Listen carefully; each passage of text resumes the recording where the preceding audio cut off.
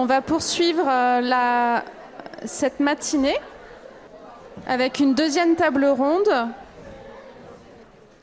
consacrée aux réserves visitables et visibles, notamment virtuellement, avec comme modératrice Aude Chauffourier, régisseur des œuvres au Centre Pompidou et surtout membre du conseil d'administration de la FROA. Donc, la table ronde rassemble 4 collègues. Donc, Nelly Audin, chargée du public scolaire au MUCEM à Marseille. Vincent Saporito, responsable du pôle des régies des collections au musée du Quai Branly. Jacques Chirac. Vivien Richard, conservateur et chef du service de l'histoire du Louvre au musée du Louvre. Et Marie-Bénédicte Kermorgan, responsable du département des collections et des expositions au Centre national du costume de la Seine à Moulins. Donc, les musées dévoilent leurs réserves au public, transformant ces espaces habituellement cachés en lieux de découverte. Les intervenants discuteront des défis et des bénéfices de cette approche en partageant des exemples de projets et en réfléchissant aux perspectives d'évolution des espaces. Les enjeux ici sont multiples. Comment concilier sécurité des collections et accès au public? Comment transformer ces espaces techniques en lieux d'apprentissage? Quels sont les impacts sur la perception des musées et sur leur mission éducative? Et comment pouvons-nous garantir un accès régulier et sécurisé aux collections pour les chercheurs et le public tout en assurant une conservation optimale des œuvres? Je laisse à présent la parole à Aude. Merci beaucoup Claire. Alors bonjour à tous. Alors, il m'a semblé important pour commencer cette table ronde de vous mettre cet extrait que j'ai trouvé sur le site du ministère de la Culture. C'est un petit document sur les réserves des musées de France et un mode d'emploi idéal. Et parmi les préconisations d'emplacement et de bâtiments, on trouve cette phrase « Séparer les réserves des circuits accessibles aux visiteurs ». Donc, les réserves des musées correspondent à ces trésors cachés, à ces objets inestimables et rares qui sont conservés par nos institutions culturelles, à l'abri de la lumière, de la poussière, mais surtout à l'abri des regards. Pour le grand public, cela peut véhiculer beaucoup de fantasmes et sembler parfaitement incompréhensible. Pourquoi conserver tous ces objets, les entretenir, les restaurer, si ce n'est pas pour les montrer et pour que le public y ait accès ? Je me souviens moi-même des visites que j'avais organisées dans les réserves du musée Guimet avec un tout petit public trié sur le volet et des yeux ébahis des visiteurs qui découvraient les lieux des réserves. Cette table ronde a pour but de comprendre ensemble comment ces espaces, qui sont par définition opposés à toute accessibilité au public, sont devenus convoités par la médiation culturelle. Nous allons comprendre comment est née cette volonté toujours plus forte de développer de nouvelles formes et de nouvelles expériences de visite pour que les publics de nos institutions culturelles connaissent de nouvelles découvertes. Ainsi, en France, mais aussi à travers le monde, des exemples de réserves visitables et visibles se sont multipliés sous des formes diverses. Je vous ai mis quelques exemples ici.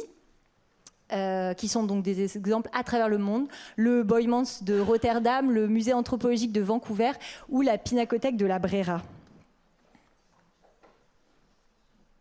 Mais sans plus attendre, je vous propose pendant 1 heure de vous intéresser à 4 grandes institutions françaises et leurs réserves accessibles au public. Alors tout d'abord, la Tour des Instruments au musée du Quai Branly, qui est finalement le projet le plus ancien de notre table ronde, puisque le projet date de 2006, lors de l'ouverture du musée du Quai Branly, avec Vincent Saporito. La réserve visible du musée du Louvre-Lens, qui date de l'ouverture également du Louvre-Lens en 2012, avec Vivien Richard. L'appartement témoin du MUCEM, qui date également de 2012, avec Nelly Audin. Et enfin, les réserves visibles en ligne du Centre national du costume de Seine avec Marie-Bénédicte Kermorgan.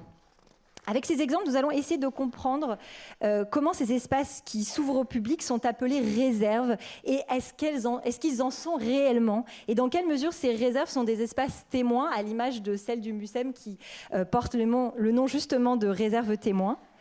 Dans quelle mesure le public a réellement accès à ce monde caché des réserves et aux réalités des métiers que nous pratiquons. Et qu'est-ce que traduit ces nouvelles curiosités des visiteurs pour ces espaces ? Donc, dans un premier temps, je vais vous inviter chacun à présenter vos réserves. Donc, les projets initiaux qui ont accompagné, donc, pour 3 d'entre vous, l'ouverture également des musées. Donc, c'est le cas du Quai Branly, du Louvre-Lens et du Mucem. Donc, de nous indiquer vraiment quels étaient les objectifs. Est-ce qu'un public avait été déterminé dès le début comme public cible? Est-ce que vous avez également des idées du budget, etc. Je laisse la parole peut-être à Vincent pour commencer. Oui, bonjour à toutes et à tous. Moi, je vais être tout à fait honnête. Donc, je n'étais pas là au moment de la création du musée. J'ai cherché un petit peu dans les archives et je n'ai pas trouvé les éléments qui pourraient déterminer si cette tour des instruments de musique, que je vais vous décrire juste après, faisait partie du programme initial ou a été une proposition de l'architecte. Ce qui est sûr, c'est qu'il s'agit d'un geste architectural fort pour le musée, avec une nuance par rapport à ce qu'il vient de dire, c'est que ce n'est pas une réserve visitable, c'est une réserve qui est simplement visible, qui traverse l'intégralité du musée de part en part et qui abrite 10 000 instruments de musique, à savoir principalement la collection d'ethnomusicologie du Musée de l'Homme. Ce que je sais, c'est que à l'origine, le projet de tour a été conçu avant de déterminer la collection qui s'y trouverait, puisqu'il avait été envisagé plusieurs typologies de collection pour cette réserve, soit la collection d'armes, soit la collection d'instruments de musique. L'idée étant d'avoir une collection qui évoque la transversalité et l'universalité d'une pratique, en l'occurrence la musique, dans cette tour qui elle-même physiquement traverse l'intégralité du musée, et pour constituer une sorte de fil rouge culturel pour notre musée qui autrement est divisé par aire géographique. Et elle avait évidemment un double objectif, donc de montrer une vue d'ensemble de la diversité de la production d'instruments connus et joués sur tous les continents, et laisser voir, ou en tout cas en théorie, le travail de gestion et de conservation de la collection. Merci beaucoup. Alors, est-ce qu'on peut avoir une présentation maintenant des réserves? Je ne sais plus quel est le suivant, nous verrons les diapos. Le musée du Louvre-Lens. Alors, merci beaucoup pour votre invitation, pour vous présenter donc la réserve visible et visitable. Cette fois-ci, ce sont les deux adjectifs qui sont bons, au Louvre-Lens, qui est consacré aujourd'hui à des collections liées à l'histoire du Louvre. D'où le fait que, conservateur au Louvre, je suis présent aujourd'hui pour vous parler de Lens. Donc, cette réserve visitable était déjà dans le projet initial du Louvre-Lens. Il y avait même un PSC coulisses. Et derrière ce terme de coulisses venaient en fait s'insérer plusieurs espaces qui fonctionnaient ensemble et qui avaient vocation à être à la fois des lieux de travail et de conservation et des lieux où on explicite le fonctionnement du musée auprès du public. Donc ce projet en fait se répartissait en plusieurs espaces. Vous aviez la réserve elle-même, sur laquelle je vais abondamment revenir, qui avait vraiment une approche sensible qui était souhaitée pour les visiteurs au contact des œuvres. Une mezzanine que vous... Alors peut-être passer sur une autre... Parce que j'avais pas de très bonne photo de la mezzanine. Alors restez ici, c'est la photo qui est en haut à droite. Vous voyez à gauche de cette photo une mezzanine, un bout de mezzanine. Pardonnez-moi, c'est l'absence de bonne photo, qui permet justement de voir toute la réserve visitable. D'où le fait qu'elle soit aussi réserve visible. Donc cette mezzanine avait vocation à avoir une approche didactique. Mais cela fonctionnait aussi avec des ateliers de restauration qui étaient visitables lors de travaux de restauration, pour une approche cette fois-ci qui était plutôt démonstrative sur toutes les opérations de conservation-restauration, et le centre de ressources du Louvre-Lens qui aurait une approche documentaire. Donc vous voyez, c'était vraiment une réflexion scientifique, de médiation auprès du public qui était globale autour du fonctionnement du musée. Donc le premier projet qui avait été mis en œuvre à l'ouverture du Louvre-Lens présentait une sélection d'œuvres issues de tous les départements du musée. Donc une approche qui, suivant les thématiques, était très complémentaire ou au contraire assez hétérogène, mais qui permettait d'avoir différents discours autour de la vie matérielle des œuvres, le travail des expositions, l'histoire des collections et la présentation des œuvres. En 2019, il avait été souhaité une évolution, puisque les années avaient commencé à défiler, pour passer cette fois-ci à un projet qui était consacré à de nouvelles œuvres liées à l'histoire du Louvre.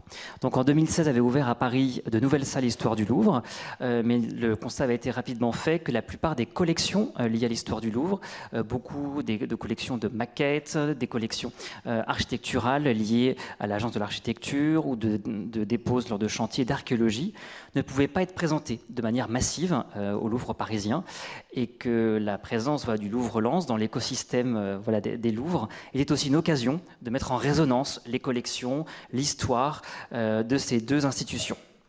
Donc le projet avait été un peu retardé avec la crise sanitaire et s'est donc développé progressivement de 2020 à 2023 sur des budgets qui étaient plutôt des budgets du musée du Louvre, pour répondre à votre question Aude, dans le cadre de chantier des collections, puisque toutes les œuvres qui arrivaient à Lens arrivaient à la suite de différents chantiers, l'essentiel des collections partant au centre de conservation de Liévin, qui était tout proche, et un échantillonnage fait par la conservation rejoignait Lens pour être présenté au public. La mezzanine, elle, devait fonctionner initialement de concert. Finalement, il avait été décidé avec le Louvre-Lens qu'elle accueillerait plutôt des expositions temporaires, ce qui est encore le cas aujourd'hui, et je pense qu'on en reparlera à la fin. Donc il y avait différentes problématiques qui se posaient sur l'enjeu de savoir comment venir représenter des collections assez hétérogènes, sur lesquelles je reviendrai plus tard, tout en gardant leur cohérence d'ensemble, et de pouvoir articuler cela aussi avec le projet scientifique de Lens, qui est un musée qui ne possède pas de collection, mais qui présente des collections de manière, on va dire, semi-pérenne, avec la Galerie du Temps, la réserve visitable et les expositions temporaires. Donc là aussi, il y a toute une alchimie scientifique et de médiation qui était à mettre en place, et avec des enjeux qui étaient très forts. Je ne reviendrai pas, vous avez compris avec ce que je venais de dire, autour d'enjeux de pédagogie auprès du visiteur, pour faire comprendre les missions fondamentales du musée et la vie des œuvres. Scientifique aussi, parce que c'était des étapes, des jalons dans tout le travail de chantier, de collections documentaires, sanitaires que nous mettions en œuvre, et puis historique pour arriver à faire connaître le palais. Donc pour vous commenter très rapidement les diapositives, si on peut revenir à la première, pour que vous compreniez un peu plus dans le détail. Donc il y a en tout 2500 œuvres et objets qui sont présentés, rattachés à la thématique de l'histoire du Louvre. Donc vous avez une salle de 50 mètres carrés qui accueille des maquettes essentiellement de la seconde moitié du XXe siècle, des maquettes à la fois architecturales et muséographiques. Dans la grande réserve elle-même, qui couvre une surface de 800 mètres carrés, toute une sélection d'œuvres issues de l'agence de l'architecture. Vous avez ainsi dans la photo du milieu en haut tout un ensemble d'éléments lapidaires issus de la façade du Palais des Tuileries ou des projets architecturaux du 19e siècle, et toute une collection de plâtres de l'agence de l'architecture qui ont permis de réaliser les décors externes et internes du Louvre. Vous avez ainsi en bas à gauche un groupe qui a été de sculptures déposées d'une façade du Louvre, de la cour Napoléon, et vous voyez juste à côté sur un socle l'esquisse en plâtre qu'avait réalisé le sculpteur. Si on passe à la vue suivante, donc cette question de travail de l'agence de l'architecture se poursuit dans nos collections jusqu'au XXe siècle. Vous avez là un grand grognard de l'Arc du Carrousel. Pour ceux qui ont suivi l'actualité récente, ces plâtres ont permis de restituer les sculptures qui ont été mises en place sur l'arc inauguré ce mois-ci. Vous avez également une autre thématique qui est plutôt liée à l'histoire muséographique, avec le mobilier muséographique. On a mis ici une sélection d'assises, à la fois des visiteurs et des agents, mais aussi un prolongement sur comment représenter aussi le musée, comment faire dialoguer la représentation du musée et ses collections plutôt architecturales muséographiques à travers le médium photographique et toutes les collections rattachées. Et dernière diapo, cette fois-ci un tout autre axe, qui est les collections archéologiques. Et là, cet enjeu aussi de comment pouvoir présenter au public la série. Et là, il s'agit de céramiques de la cour Napoléon, donc découvertes lors des fouilles du Grand Louvre dans les années 1980, et qui n'avaient jamais encore été exposées au public. Beaucoup étaient restés dans leur conditionnement d'origine post-chantier. Donc la première fois que toutes ces céramiques ont été redéployées, et ce qui permet aussi de faire comprendre aux visiteurs que des collections, c'est des unicums, mais c'est aussi des séries, des objets du quotidien, des objets de prestige, et que c'est tout cela qui, dans la thématique portée par la réserve, présente l'histoire du Louvre. J'étais un petit peu long, mais c'était pour comprendre ce contexte très précis de cette réserve. Non, merci beaucoup. J'ai juste une petite question complémentaire. Qui a accès du coup aux visites ? Est-ce qu'en tant que visiteur individuel, on peut s'inscrire à une visite, ou c'est uniquement les groupes, les scolaires ? Alors, pour la mezzanine, elle est accessible en libre visite, dans des espaces ouverts du Louvre-Lens.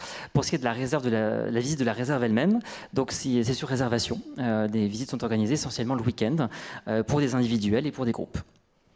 Très bien, merci beaucoup. Alors, allons découvrir maintenant l'appartement témoin du MUSEM avec Nelly. Bonjour à toutes et à tous, merci pour ces échanges. Moi, je suis là donc pour vous parler donc de l'appartement témoin qui s'inscrit dans un projet plus global que je présente rapidement, qui est le Centre de conservation et de ressources, de son petit nom, donc le CCR, qui est un espace non pas rattaché au J4 plus connu du grand public, mais qui est situé pas très loin de la gare Saint-Charles, dans le quartier de la Belle de Mai, qui a été donc opérationnel en 2012, quelques mois avant l'ouverture au grand public en 2013 du MUSEM. Le CCR, c'est quoi? Donc là, il y a quelques graphiques qui vous montrent un petit peu les différents espaces. C'est surtout un lieu de réserve, évidemment, qui fait écho au bâtiment du J4, parce qu'il y a les mêmes dimensions d'un carré de 72 mètres, qui a été conçu par l'architecte Corinne Vezzoni, et dans lequel on retrouve 17 réserves. Voilà, donc vous avez les terminologies sous les yeux, et une salle de lecture avec une bibliothèque qui est accessible librement sans réservation, une salle d'exposition d'environ 100 mètres carrés qui présente, dont le but est surtout de montrer les collections du MUSEM. Il n'y a aucun prêt extérieur dans cette salle d'expo, c'est souvent des cartes blanches pour les commissariats extérieurs. Une salle de consultation objets, donc là c'est sur réservation, on peut sortir des objets de nos collections pour donc du coup les consulter, et aussi tout le fonds d'archives. Et j'y viens donc plus précisément, l'appartement témoin. L'appartement témoin qui était un titre de travail à la base, qui finalement a été le titre définitif, mais qui dit quand même bien ce que c'est. C'est un espace qui fait 900 mètres carrés, sur les 8000 mètres carrés donc de l'ensemble du bâtiment des réserves, donc qui est un lieu de réserve accessible au public, librement en semaine sur des créneaux, et sinon plutôt sur réservation avec des groupes beaucoup scolaires ou jeunes ou étudiants ou artistes. Et donc qui présente, dans le terme appartement témoin, c'est que, disons que c'est vraiment une photographie de nos collections. Ça représente les 11 pôles de collection, les 11 thématiques principales du fonds du MUSEM. Et il y a aussi, peut-être si on peut passer à la slide suivante, il y avait une volonté, ça faisait, sur votre question, je remémorerai votre question, ça faisait vraiment partie du PSC, d'une volonté assez forte dès le projet de ce lieu de conservation du CCR, que ce soit un lieu accessible au public, que ce soit de vraies réserves, c'est-à-dire qu'il n'y a pas de système de vitrine, il n'y a pas de cartel, c'est toujours accompagné par un représentant un régisseur, un conservateur qui travaille dans le lieu. Ce ne sont pas nos guides conférenciers qui font les visites. Il y avait vraiment cette idée de transmission aussi des métiers du patrimoine, qui sont souvent des métiers passion. Il y avait une volonté aussi de montrer dans les différents mobiliers, des compactus, des tiroirs, toutes sortes de mobiliers qui permettent de conserver les objets. Donc voilà, pour répondre quand même à vos interrogations du début, c'était un axe très fort au moment de l'ouverture du MUSEM, dans le PSC, au moment du cahier des charges aussi, auprès de l'appel à projet architectural. Il y avait une volonté engagée, aussi parce que peut-être liée à ce qu'était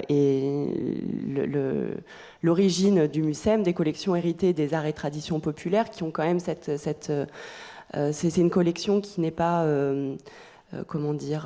intimidante ou écrasante. Je trouve que chacun se retrouve dans cette collection qui peut qui fait écho à des souvenirs parfois intimes, ou en tout cas qui font appel à des objets de l'ordre du quotidien.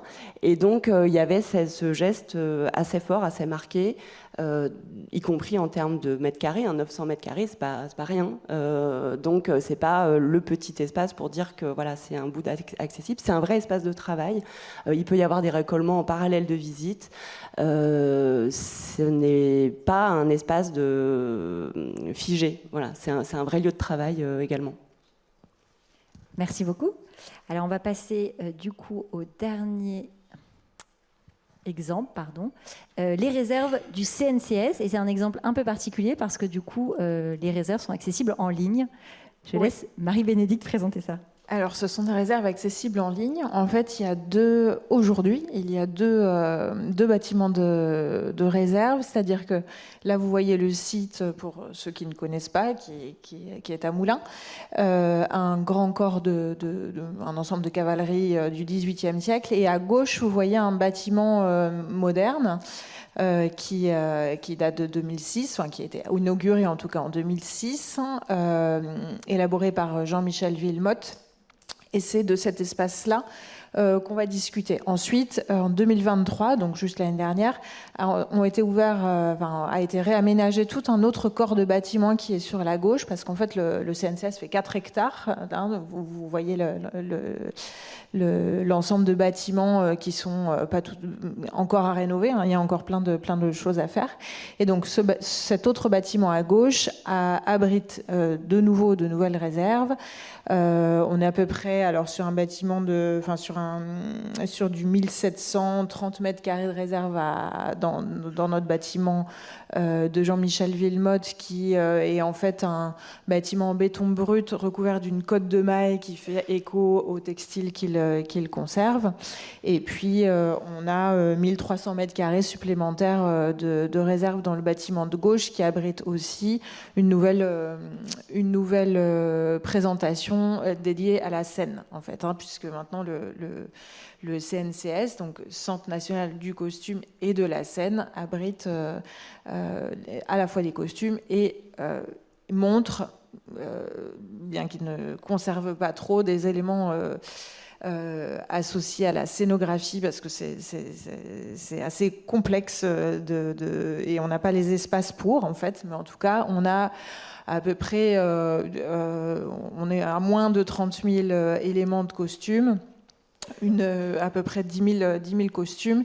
Et juste pour refaire un petit récap, on gère beaucoup de dépôts qui ne sont pas des dépôts de musées de France, qui sont, puisque c'était à l'origine du projet, quand le bâtiment, en fait, le corps central a commencé à être démoli.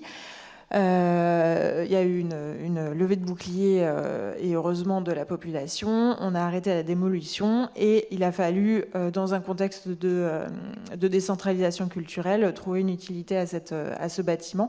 Et donc c'est là que la décision a été prise d'emmener un dépôt des collections des collections patrimoniales, en tout cas des plus vieux costumes de scène de l'Opéra national de Paris, de la Comédie Française, et aussi un dépôt de la BNF, département des arts du spectacle. Voilà. Alors, si on peut avancer juste 2 diapos en arrière. En fait, c'est un peu un effet d'aubaine, c'est-à-dire que voilà, celle encore après. Voilà, les réserves, c'est ça, on est d'accord. Bon, c'était pas particulièrement intéressant à montrer, sauf celui qui est ouvert là. Finalement, c'est un effet. Oui, c'est vraiment une chance. Le Google Art Institute est venu nous voir, le Google Cultural Institute, et on a fait partie d'une petite rubrique avec l'opéra comique, l'Opéra national de Paris et d'autres éléments comme ça, associés au monde du spectacle. Et c'est dans ce cadre-là, en fait, qu'on nous a proposé, donnant, en fait, de faire un Street View, comme un Google Street View de nos réserves. Donc, il s'agissait effectivement pas de montrer ça. Ça n'aurait pas intéressé grand monde. Donc, on peut revenir juste à la diapo d'avant. C'était juste celle-là, voilà. C'était plutôt ça qui était bien sûr intéressant. Et ça aboutit du coup à la petite vidéo. Alors, je vous ai fait une petite vidéo. J'espère que ça ne va pas vous donner le mal de mer. C'est donc la technologie dans les années 2015. Du Google Street View et qui va vous permettre un petit peu d'entrer voilà, dans cette visite virtuelle, cette visite en ligne. Donc vous voyez qu'il y a quand même une mise en scène. Bien sûr, nos collections ne sont pas mannequinées, etc. On a essayé quand même dans les couloirs. Et voilà un petit peu... Donc à droite, on a les 3 niveaux, en fait, 0, 1, 2, 3. Donc là, pour l'instant, on fait le premier niveau. Je suis désolée, je suis allée un peu vite. Mais c'est voilà. Enfin, c'est vraiment la technologie Google Street View. Là, on voit à gauche du découflé là, qui est exposé en ce moment. À droite, du défilé du bicentenaire. Là, on va monter à l'étage supérieur avec une robe de Thierry Mugler qui est intransportable aujourd'hui, qui n'est plus là d'ailleurs, mais enfin, elle a été transportée, mais pour la dernière fois. Aujourd'hui, donc d'ailleurs, ça date de 2015, donc aujourd'hui, ce n'est pas tout à fait, c'est plus tout à fait la même chose. Là, il y a eu des travaux de rénovation sur tout le toit qui ont fait qu'on a dû retirer toutes les collections et qui ont été réintégrées complètement. Donc là, on est au niveau danse, avec voilà, différentes choses. À gauche, on avait le lac des Cygnes, par exemple, dont quelques costumes sont montrés à Azel Rideau exactement en ce moment. Voilà. Voilà, c'est à ça qu'est arrivée cette petite extraction visuelle de nos réserves. Ne pouvant pas emmener les gens dans les réserves, on avait quand même beaucoup communiqué sur des photographies. Et à chaque fois qu'il y a des journalistes, bien sûr, ou des professionnels, bien sûr, ils ont très envie de venir voir les réserves. Parce que c'est vrai que c'est assez séduisant. On n'est quand même pas dans le stock costume de l'Opéra National de Paris avec le central costume où vous avez peut-être déjà vu des photographies. Donc on est dans du bois avec les tutus suspendus à l'envers, etc. Et c'est à ça peut-être que les gens pensaient. Voilà, on est entre le stock costume d'un établissement d'art vivant et puis les réserves d'un musée qui sont faites avec des mobiliers à compactus, etc. Finalement classiques et en même temps voilà, on n'a on n'a qu'une seule catégorie quasiment d'éléments à gérer, en tout cas textile, et il est assez impossible, et d'ailleurs le MUSEM ne le fait pas, l'appartement témoin n'a aucun élément textile à présenter, elle est à côté, mais ayant travaillé à côté, enfin, dans la réserve textile du MUSEM, je le sais, et voilà, c'était une des possibilités en tout cas de faire accéder au public. Alors quel public on ne le sait pas exactement. Il est en ligne, mais en fait, ça avait été un peu oublié, cette histoire. Quand vous avez préparé les journées, on nous a demandé ça. Je ne connaissais pas Non, mais ça, c'est très intéressant. Voilà. Du coup, ça enchaîne sur ma deuxième question, Oui. parce que je voulais vraiment qu'on parle du coup du retour à l'usage. On est entre nous, donc voilà, j'ai demandé à chacun des participants d'être très honnête sur justement la réalité de ces réserves. Quelles sont leurs conclusions, les points positifs, les points d'amélioration. Voilà, qu'est-ce qu'ils peuvent nous dire sur comment ça fonctionne, ces réserves? Est-ce qu'elles sont réellement totalement ouvertes au public? Mais du coup, tu peux nous dire... Je vais continuer. Donc, moi, je ne connaissais pas. Ma collègue, avec qui on en reparlait non plus, Manon Mauguin, qui est donc chargée de tout un tas de choses au sein des collections, et notamment de la mise en ligne du portail des collections, donc de notre aspect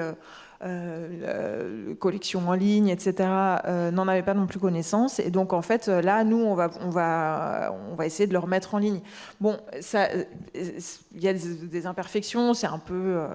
mais en même temps, ça existe, hein, et c'est quand même assez intéressant. Après, quel type de public ça intéresse? Honnêtement, je ne sais pas. J'ai quelques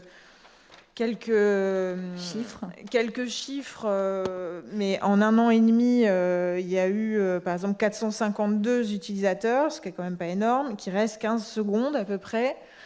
Donc, alors, on m'a dit que c'était pas mal sur des sites internet, mais bon, en même temps, déjà, il faut savoir qu'il y a les différents étages.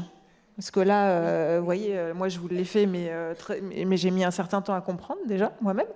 L'étage 0, c'est la collection Nureyev. Donc voilà, donc je pense que si on va les remettre peut-être en ligne de manière beaucoup plus simple, parce que là c'est dans une espèce de rubrique actualité du musée, mais vieille de 2023, donc enfin, bref, on peut vraiment passer à côté. Pour le retrouver, nous on a dû mettre réserve CNCS en ligne ou quelque chose comme ça en fait. En tapant ça sur internet, on le trouve très facilement, mais une fois sur le site, c'est plus dur de le retrouver. Voilà, c'est ça. C'est vraiment, il faut savoir que ça existe, quoi. Voilà. Il faut savoir que ça existe. Et puis, je pense quand même que ça fonctionne parce que vous avez des collections qui sont très belles visuellement. Je pense que beaucoup d'entre nous se disent que nos collections comme ça, ce serait pas aussi agréable à regarder que ça. Est-ce que tu voulais rajouter quelque chose? Oui, si, juste que du coup, on n'est pas les seuls. Il y a la réserve du Mucem qui est sous exactement la même configuration. Et il y avait la réserve, alors je crois que c'était le CNAP, c'est ça? CNAP, et puis je suis tombée aussi en mettant du coup réserve en ligne sur le musée de Normandie, Château de Caen, qui mettait en ligne ses réserves et qui est quand même du coup, au moins pour les professionnels, c'est extrêmement intéressant. Après, pour le grand public, ça permet d'avoir une vue. Peut-être que voilà, c'est pas, ça sert pas à rester très longtemps dessus, c'est juste se rendre compte de commencer en fait, parce que sinon on n'y a pas accès. Ouais, je me permets de rebondir parce que c'est vrai que j'en avais pas parlé. C'est vrai qu'on a ce même dispositif. On a dû être contacté à peu près dans les mêmes temporalités aussi au Mucem.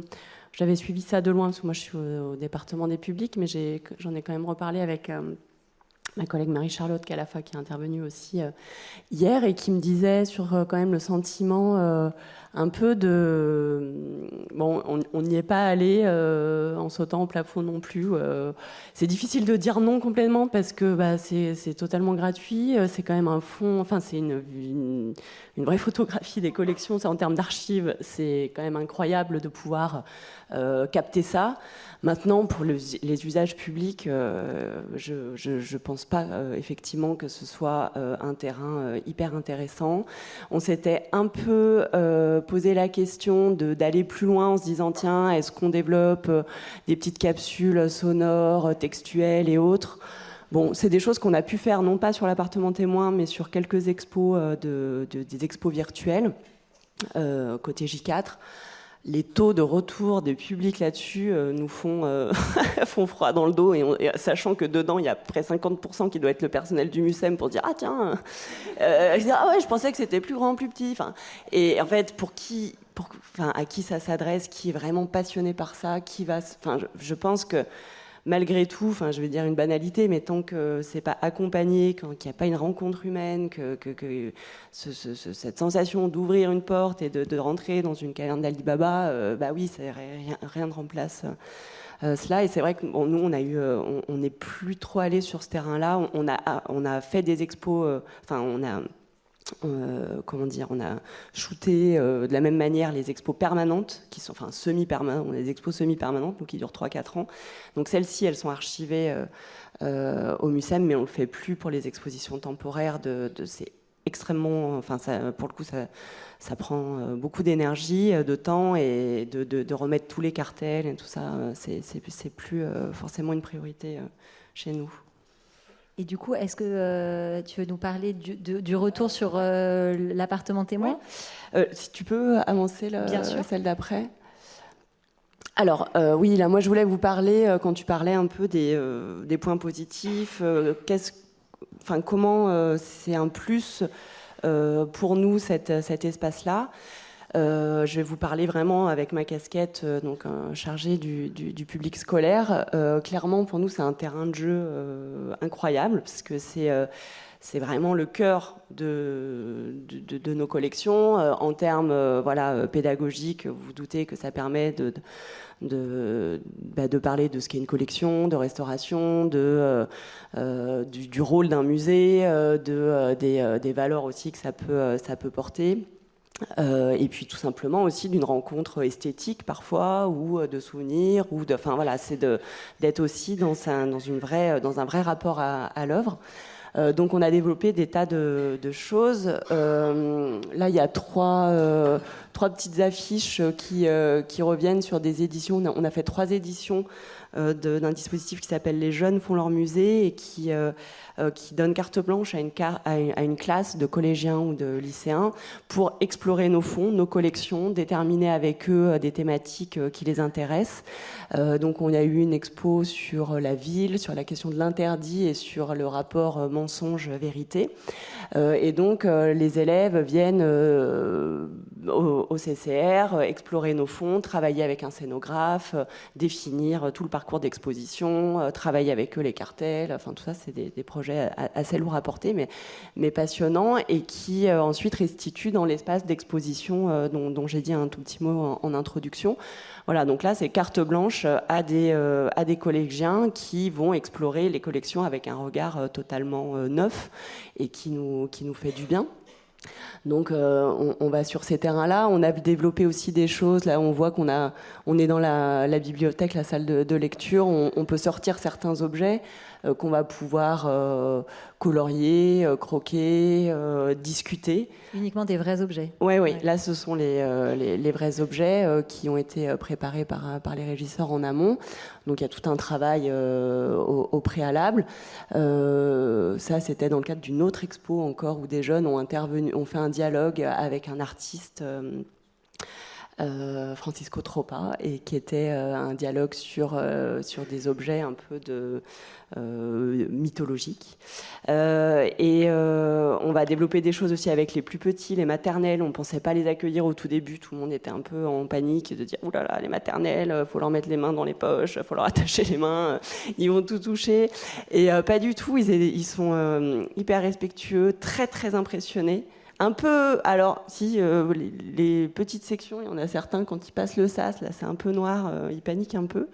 Voilà, donc ça on essaye de mieux éclairer les espaces. Il y en a certains qui pleurent, ils ont peur parce que c'est impressionnant, c'est très haut de plafond.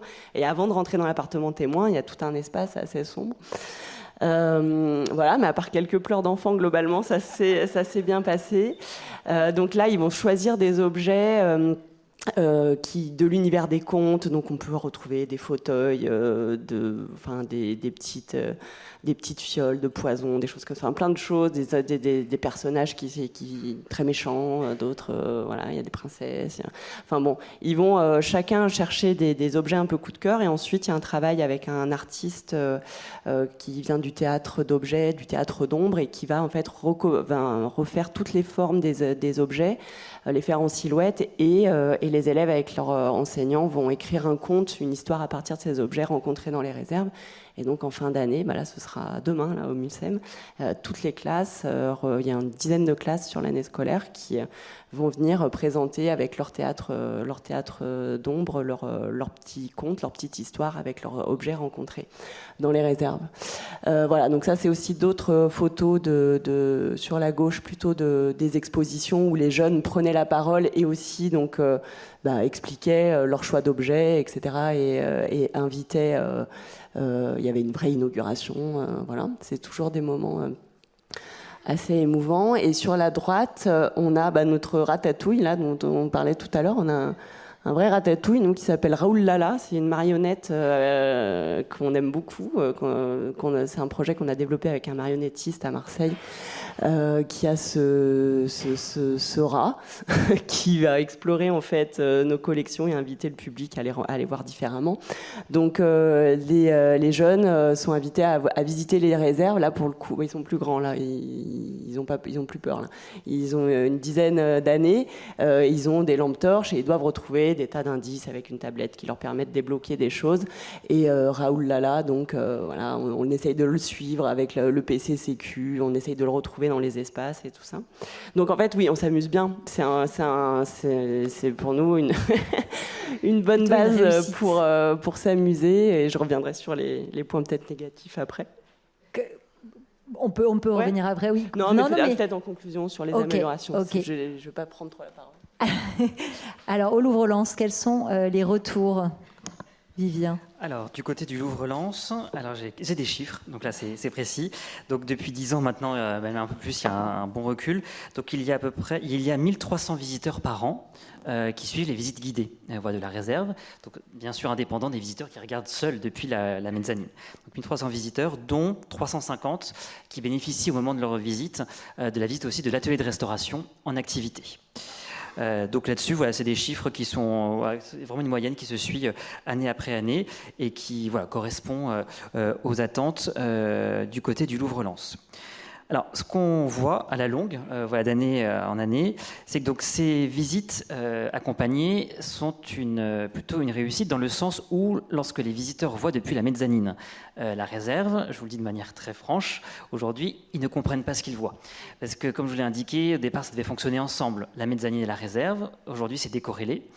Et la médiation qu'on avait prévue sur la vitre, notamment pour en faire une baie digitale, n'a pas été poursuivie comme souhaité. Donc c'est un petit teasing pour la conclusion. Donc les visiteurs qui voient depuis la mezzanine ne comprennent pas.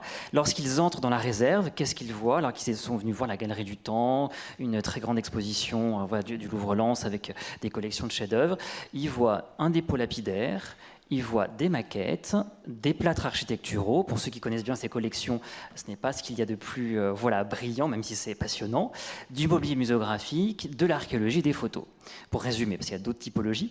Donc là, ils ont vraiment besoin d'un accompagnement pour comprendre le rassemblement de ces collections, les thématiques autour du Louvre, son quartier, l'archéologie, la vie d'un musée. Mais à la longue, ce dont on se rend compte en échangeant avec les médiateurs, c'est que ce qui intéresse le plus les visiteurs, c'est le rapport aux œuvres. C'est cette matérialité, cette confrontation physique avec l'œuvre. Donc c'est vraiment ce rapport à nos métiers, les uns les autres, conservateurs, régisseurs, documentalistes, il y en a dans la salle, tout ce qui fait la vie autour de ces collections vraiment qui importent. Il n'y a pas de mise à distance, et ils peuvent s'approcher au plus près des palettes. Ils voient des œuvres sur palettes, d'autres encore dans des bâtis. Il y a des palettes Europe, il y a des palettes plastiques, des œuvres qui sont sur des épis fermés pour les photographies, d'autres sur des épis ouverts. Donc voilà, ça pose beaucoup de questions. On confronte aussi côte à côte des œuvres des mêmes séries, mais restaurées, et d'autres non restaurées, ce qui permet aussi de parler de tout ce travail de conservation-restauration.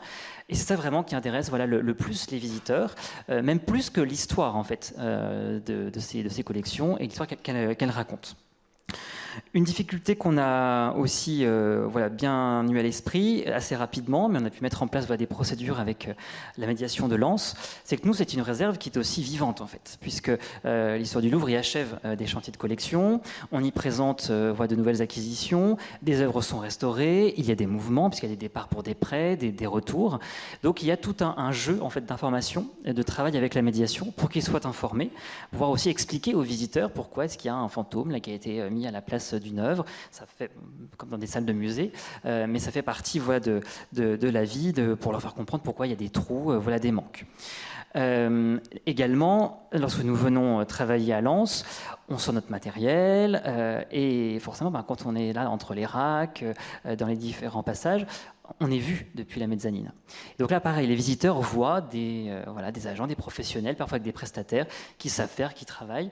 Donc il faut s'y prendre l'habitude parce que c'est pas forcément agréable pour tout le monde. Et on sait que les visiteurs qui nous voient à travers la baie vitrée ne savent pas non plus ce qu'on fait concrètement à ce moment-là. Donc là aussi, il y a aussi quelque chose sur lequel on doit réfléchir. Et puis lorsqu'on a fini notre séance de travail, il faut tout ranger le plus possible, nettoyer pour que ce soit propre aussi pour les visites guidées.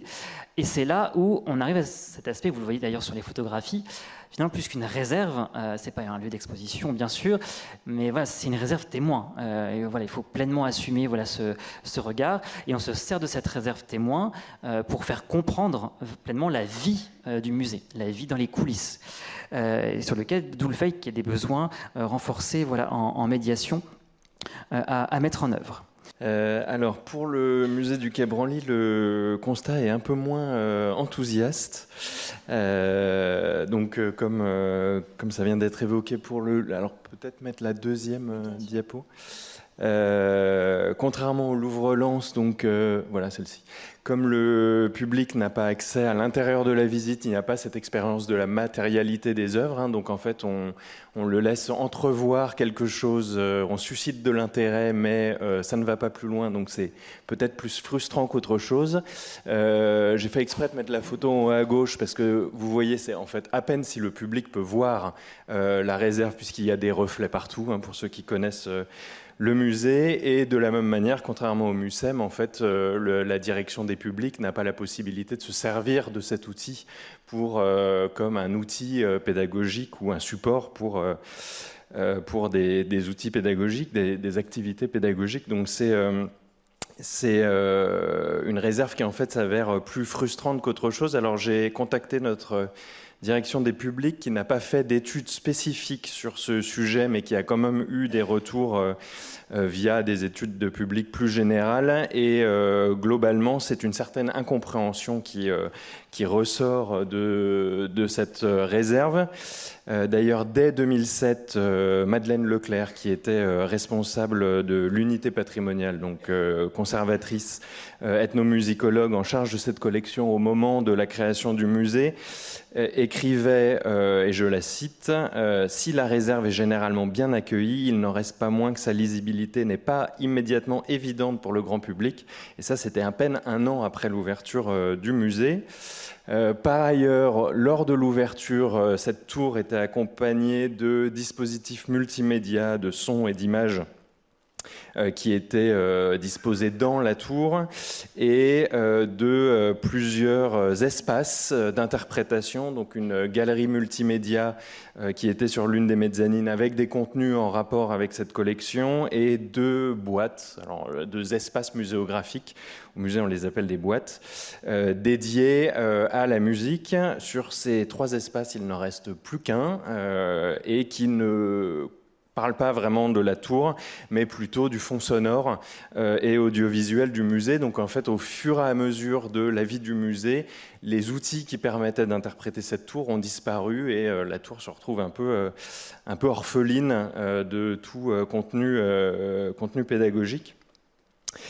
Parallèlement, le service de gestion des collections, il y en a plusieurs dans la salle qui se reconnaîtront, a très rapidement identifié d'importants problèmes de conservation et de régie sur cet espace, des problèmes de... Donc, en fait, comme vous voyez sur c'est pour ça que j'ai mis la photo au centre, en fait, cette réserve est plutôt une sorte de vitrine géante autour d'un énorme silo technique, donc avec passage de gaines, passage d'ascenseurs, passage de câbles, escaliers d'issue de secours, tout ce genre de choses, avec donc des problèmes d'étanchéité, d'infestation, de climat, d'incendie, une absence d'éclairage technique pour les régisseuses et les techniciennes qui travaillent dans cette tour.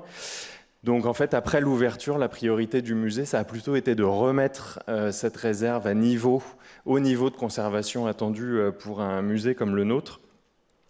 Et la question de se reposer la question de l'interprétation du public est plutôt venue après.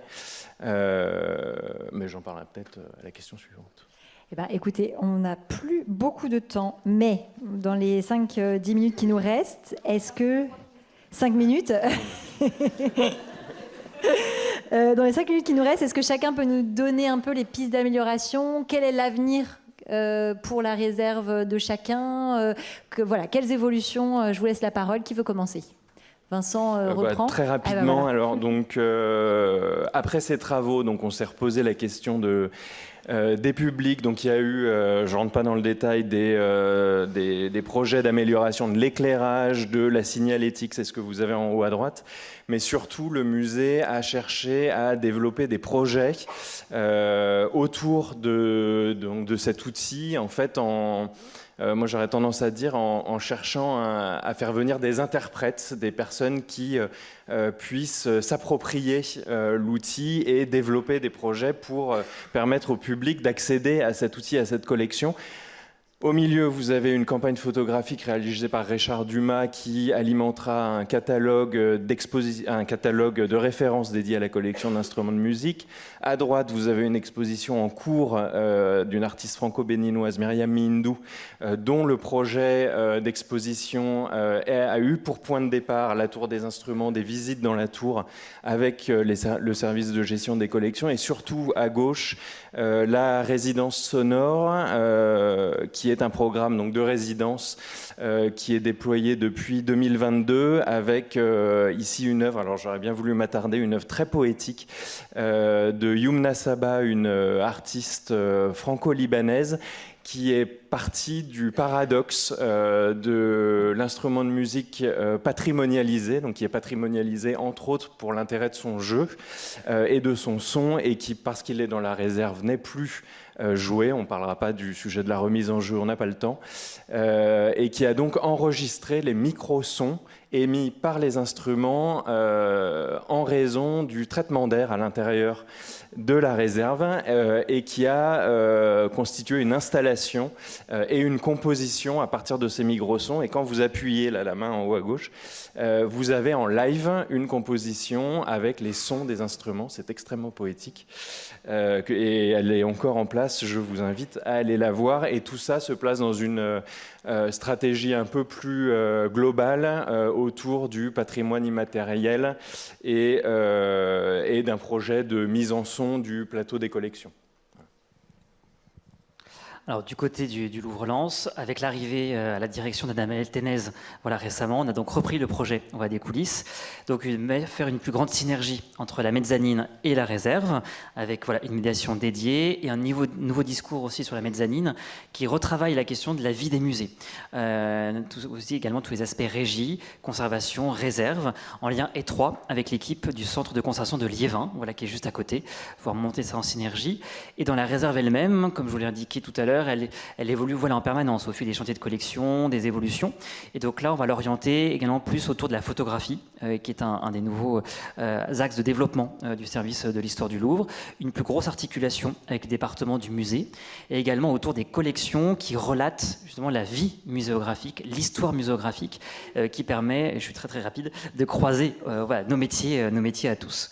Et puis on a une dernière difficulté, c'est que les visiteurs étant confrontés immédiatement aux œuvres, sans mise à distance, ils en sont très heureux, ils veulent absolument les toucher, donc pour le moment bien sûr nous le refusons, mais de travailler là-dessus, voire mettre en place des échantillons de matériaux voilà, qu'ils puissent toucher, ou partir sur des numérisations 3D, notamment de pièces archéologiques, voilà, sur les jeux des formes et le geste de l'artiste. Voilà, donc c'est des pistes de réflexion qu'on a pour essayer de prolonger cette confrontation, ce rapport du visiteur, non seulement à la vie des réserves, mais aussi à la matérialité des collections. Bon, nous, en très très peu de temps, on va déjà essayer de le faire savoir, de faire connaître ce petit module, en tout cas dans lequel on peut se promener, et puis on essaiera de voir si effectivement, pour le grand public, ça peut être d'un intérêt suffisant, et puis après, peut-être se reposer la question. En fait, là, c'est un peu aseptisé, quoi. Il n'y a pas de son, il n'y a pas de... alors que toutes ces collections, en fait, elles ont des sons, elles ont des tirades, elles ont des airs d'opéra, elles ont des musiques qui les accompagnent. Donc un jour, est-ce qu'on ira là-dessus? Mais c'est vrai que c'est pas dans nos priorités pour l'instant. Voilà. Écoutez, Mucem, là moi je parlerai plus au nom de mes collègues aussi au département des publics, on aimerait nous faire plus de choses. On est limité par les capacités d'accueil. En fait, on a environ 5000 personnes qui visitent le CCR à l'année, ce qui est quand même conséquent. Il n'y a pas forcément on est au max de ce qu'on peut faire.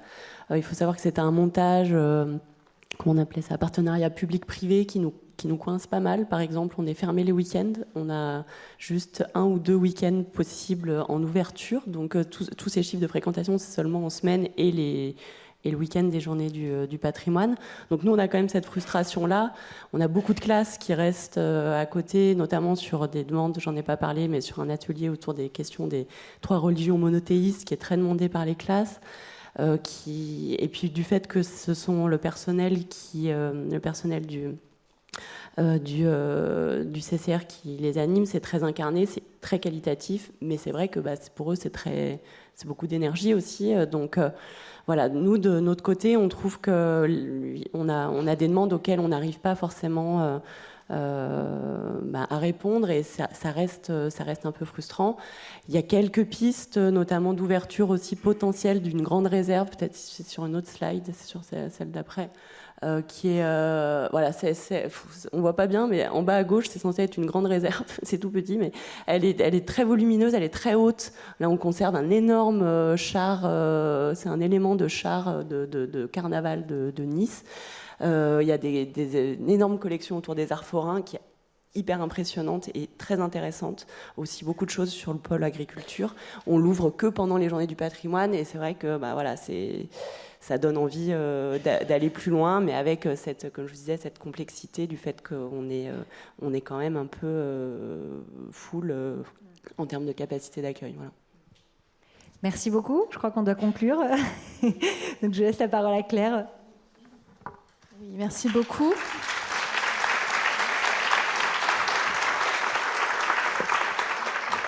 Nous avons quelques minutes jusqu'à midi pour des questions dans la salle, donc n'hésitez pas à questionner nos 4 intervenants. N'hésitez pas.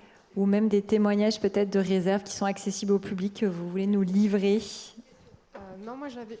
Ça marche ? Oui, pardon. Moi j'avais une question surtout pour le MUSEM et le Louvre. Comment vous gérez le statut de ces objets qui sont exposés en réserve et qui paradoxalement sont peut-être presque plus chronophages en termes de conservation préventive ou justement de médiation, presque des objets normalement en réserve ou même exposés. Enfin, comment vous arrivez à gérer ce statut-là de ces objets ? Alors, pour cette question-ci, il y a plusieurs moyens de répondre. Toutes ces œuvres ayant de toute façon bénéficié de chantiers de collection, tout le travail de documentation, de médiation était aisé à faire, puisqu'on pouvait transmettre aux équipes du Louvre-Lens l'ensemble de nos données scientifiques pour qu'ils puissent bâtir, à partir de cela et en lien avec nous, différents programmes de visite. Les œuvres sont pour l'essentiel à l'inventaire du musée, sauf l'archéologie, puisque pour le moment nous ne sommes pas là à ce stade et puis ça pose d'autres problématiques. Néanmoins, l'ensemble de ces œuvres sont des collections, collections à l'inventaire ou collections simples, toutes le sont. Pour ce qui est de l'aspect plutôt le statut lié aux conditions de conservation préventive, on met en place avec Lens exactement les mêmes dispositifs que ce qu'on met en place à Liévin, avec l'équipe de Liévin, pour le reste des mêmes collections qui sont conservées.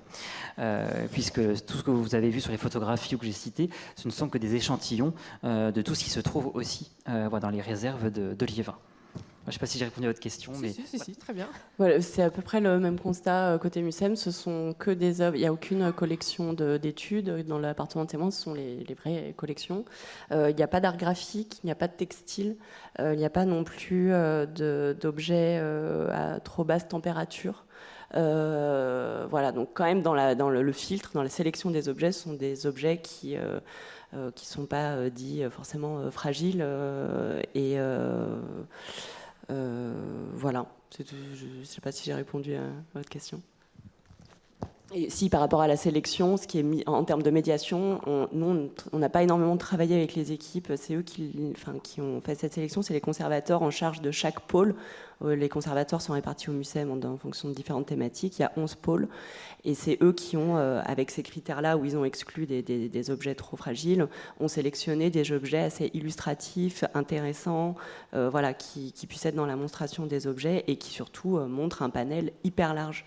Il y a aussi une volonté de montrer dans l'appartement témoin des acquisitions récentes, puisque depuis les années 2000, on va dire que le virage qu'a pris le MUCEM en termes d'acquisition d'objets, plus recentré sur le pourtour méditerranéen, il y avait cette volonté aussi d'ouvrir ce champ-là aussi. Oui, bonjour. Alors moi, c'était plutôt pour ajouter un témoignage, parce que je trouve que ça fait vraiment écho à tout ce que vous avez dit. Je travaille au musée des civilisations à Saint-Just-Saint-Robert. C'est une petite commune de 15 000 habitants près de Saint-Étienne. En 2011, le conservateur a fait le choix dans un déménagement en urgence des collections, de faire des réserves entièrement visitables. Donc, c'est-à-dire que toutes les collections sont visitables en permanence lorsque le musée est ouvert. Ça consiste en des objets disposés sur des étagères acier non ajustables dans des espèces de cubes en verre. Donc finalement, c'est vraiment un espace d'exposition dans lequel il est très difficile de travailler, avec des vrais problèmes de conservation, difficile de gérer les infestations, notamment de mites qui a eu lieu, parce que tout est accumulé, tout est encombré, il n'y a pas de possibilité d'accroissement des collections. Il y a aussi des collections qui n'ont pas été pensées pour être conservées, comme les textiles, puisque c'est que des étagères, donc il n'y a pas de penderie. Enfin voilà, c'est très difficile de travailler. Et en plus, donc on retrouve une frustration de la part des visiteurs qui ne comprennent pas ce qu'est ce lieu, qui n'ont pas finalement d'accès, parce que ils sont derrière les vitrines. Donc il y a un peu le côté waouh, dans le sens où il y a beaucoup de choses, mais qui ne comprennent pas forcément.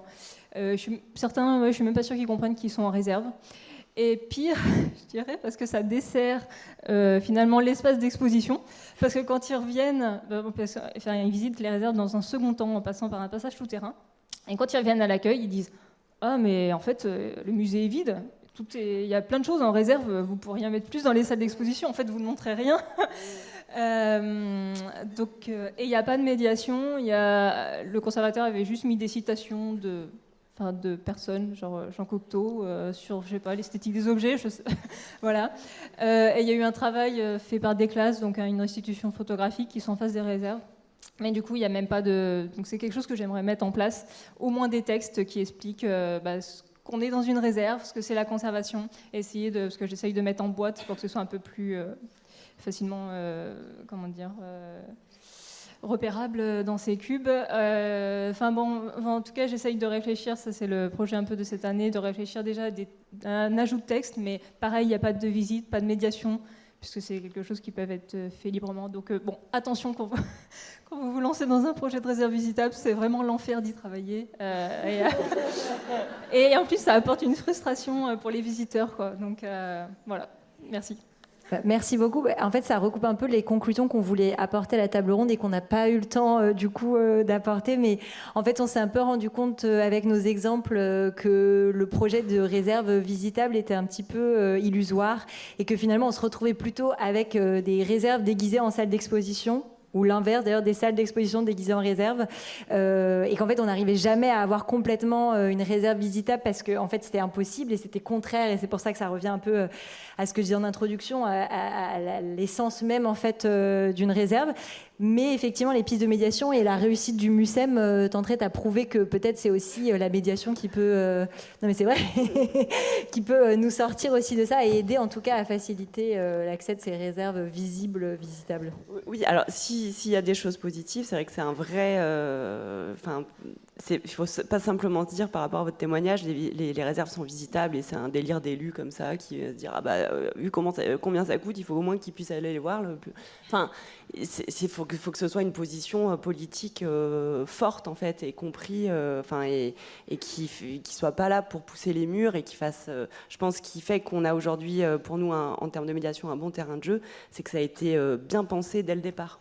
Ça a été conçu, le projet architectural et tout a été vraiment a suivi cette ligne-là, quoi. Et plus que le projet architectural, il y a aussi le projet de médiation. Voilà, c'est vraiment ça qu'il faut avoir à l'esprit, qu'elle soit fixe, écrite, embarquée, sonore. C'est ça qui permet de réussir. Une dernière question. Oui, je peux juste Vincent voulait rajouter juste quelque ajouter un petit chose, mot. Nathalie va me gronder, mais justement ce que vous venez de témoigner, et c'est quelque chose qui a été sous-entendu aussi hier à plusieurs reprises, c'est que cette volonté de réserve visible de la part de nos tutelles et de nos hiérarchies, il tend quand même à réduire le public des musées au grand public qui visite les expositions, alors que tous les témoignages précédents ont montré que nous accueillons des chercheurs, des artistes, des communautés autochtones, dans notre cas, dans nos espaces de travail, et qu'on a là un gisement de public quasiment captif pour lequel il y a une réelle plus-value d'accès aux collections. Et donc je me demande si consacrer des moyens humains, de l'argent, des espaces pour déployer des espaces de médiation, des espaces ERP, comme l'a évoqué Ludovic hier, plutôt que d'affecter ces moyens sur des espaces de recherche pour ces autres publics-là, c'est pas un peu nous tromper de cible. Voilà. Peut-être une alternative à ce qui vient d'être dit, justement, de faire rentrer le public à l'intérieur, partager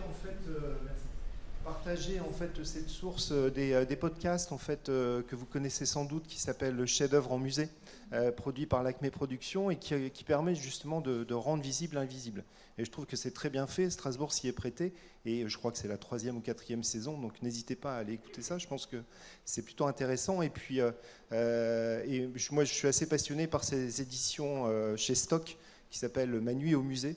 Il y a une dizaine, voire une vingtaine de petits romans avec effectivement des témoignages dans le musée ou dans des réserves, justement. Et ça permet de percevoir à travers la perception du romancier la sensibilité très particulière des œuvres présentes en réserve.